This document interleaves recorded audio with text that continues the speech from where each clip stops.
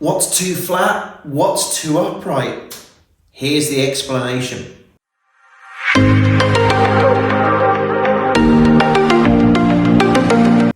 So your playing partners might have told you out there on the golf course, they say, oh, you're swinging too flat or you're swinging too upright. But what does that mean? And are we actually swinging too flat or too upright? You look at some of the elite players in the world. Justin Thomas, for example, who's just won the PGA Championship.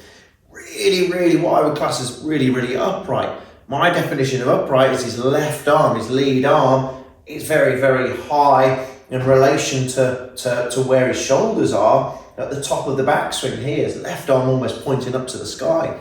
Whereas you look at Matt Kuchar, what we call almost a classic one plane swing.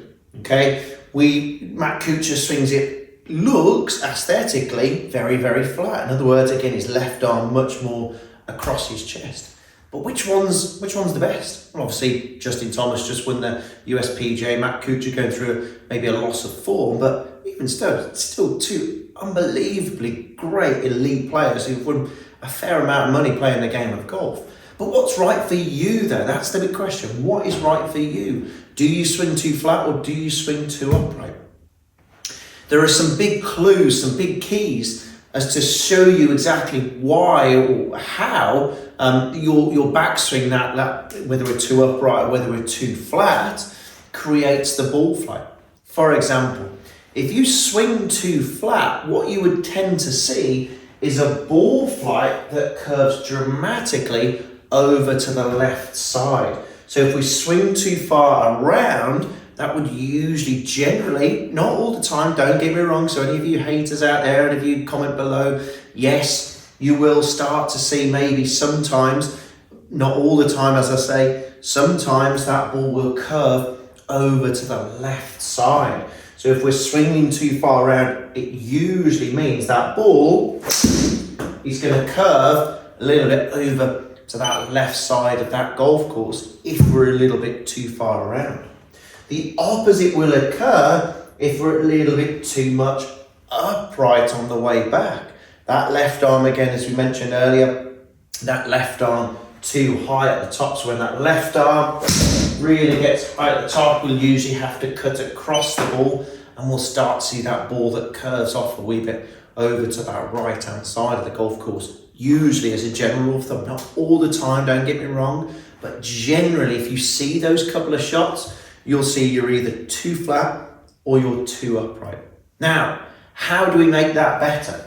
And again, it is a little bit more of an experimentation. So when you go out into the driving range, for example, it's best to do this on the driving range. Don't experiment on the golf course. I never tell anyone to experiment with the golf swing necessarily on the golf course, but on the driving range, I would definitely recommend you have a little bit of a play around. Feel where that left arm is. And if you're prone to see that ball curving off to the right-hand side for a right-handed golfer, if you're prone to that ball curving to the right-hand side, it usually tends to mean your left arm is going to be a bit too high on the way back.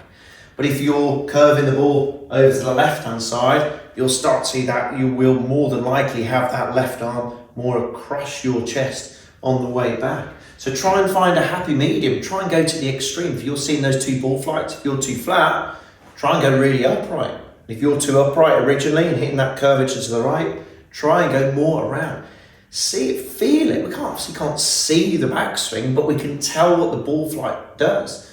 As we said in the previous video, the ball flight doesn't BS us, okay? It tells us everything. That ball flight tells us everything. It shows if we're attacking the ball too far from the inside. It shows if we're attacking the ball too far from the outside. So have an experiment, play around, see where your left arm needs to be at the top, and feel. Once you get to that feeling, and once you realise that ball is starting straight and staying straight, then more likely that left arm will be where you want it to be.